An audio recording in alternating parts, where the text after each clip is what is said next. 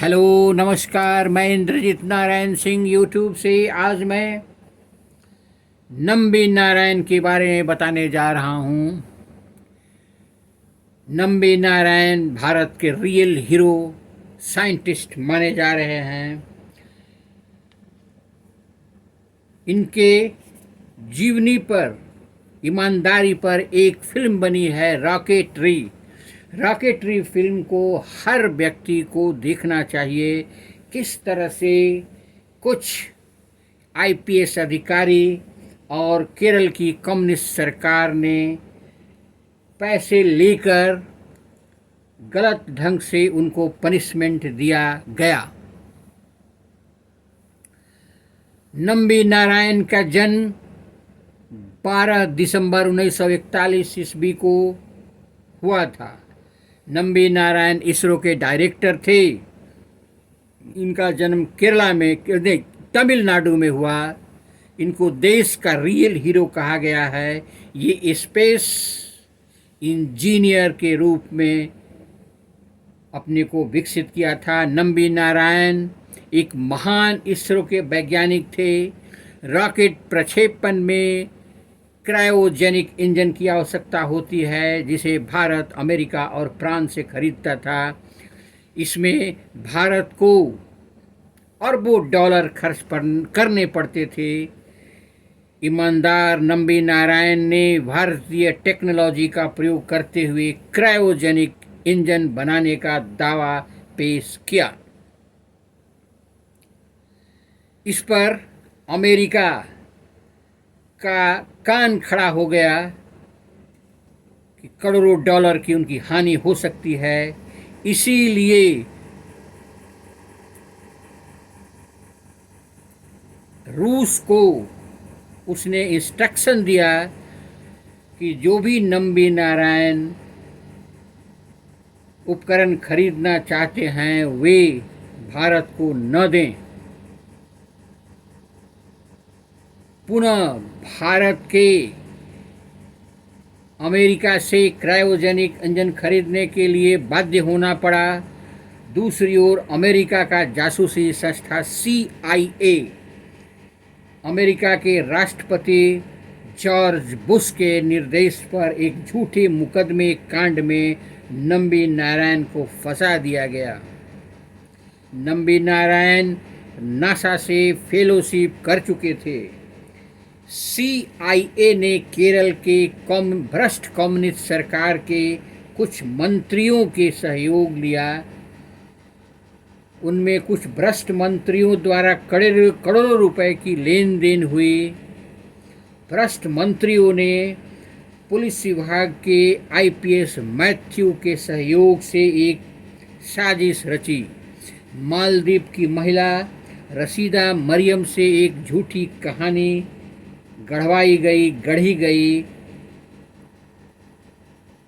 14 अप्रैल 2021 को supreme court ने police conspiracy जांच के आदेश दिए। मरियम ने कहा कि नम्बी नारायण क्रायोजेनिक इंजन बनाने का संपूर्ण प्रोजेक्ट पाकिस्तान या अन्य विदेशी को बेचना चाहते हैं।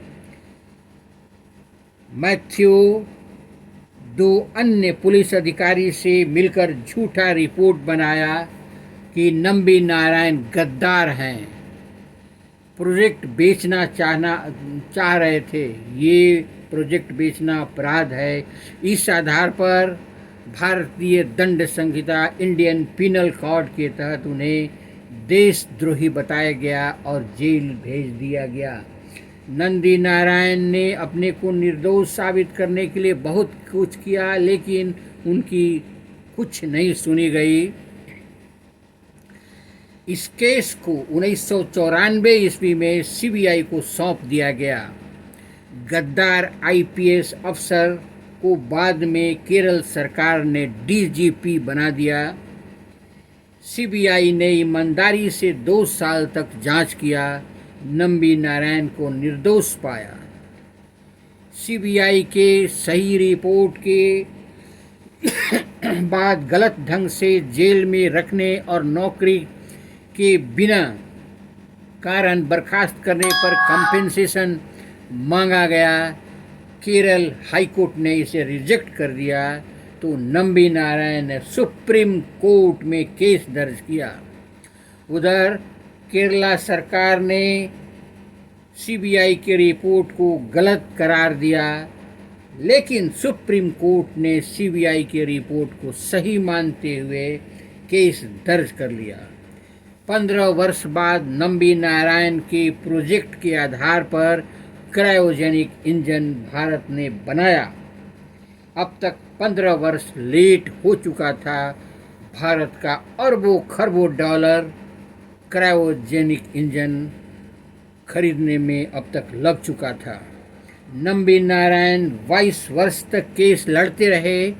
74 वर्ष की उम्र में 14 सितंबर 1980 में सुप्रीम कोर्ट के 3 जज, चीफ जस्टिस दीपक मिश्रा, डीवाई चंद्रचूड़ और एक अन्य जज ने नंबी नारायण के केस को rare of the rarest case माना।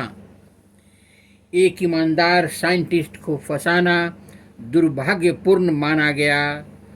75 लाख कंपेंसेशन का रकम रिटायर्ड डीजीपी मैथ्यू और 2 अन्य आईपीएस अधिकारी से वसूलने का आदेश दिया। रकम नहीं मिलने पर उनकी प्रॉपर्टी को बेचकर वसूलने का आदेश सुप्रीम कोर्ट ने दिया। भारत सरकार, आज की मोदी सरकार, आज इसरो के भूतपूर्व डायरेक्टर को 26 जनवरी 1919 को पद्म विभूषण से अलंकृत किया। एक ईमानदार इसरो के साइंटिस्ट को झूठा केस में फंसाने वाले केरला की कम्युनिस्ट सरकार को जितनी भर्त्सना की जाए उतनी कम है। इसलिए नंबी नारायण को भारत का रियल हीरो बताया गया है। इस पर एक फिल्म बनाई गई है। इस फिल्म का नाम है रॉकेटरी। अभी तक नंबी नारायण को 11 करोड़ 30 लाख कंपेंसेशन मिल चुका है। नंबी नारायण को इस तरह से गलत ढंग से फंसाने के लिए आप सभी को भर्त्सना करना चाहिए। धन्यवाद।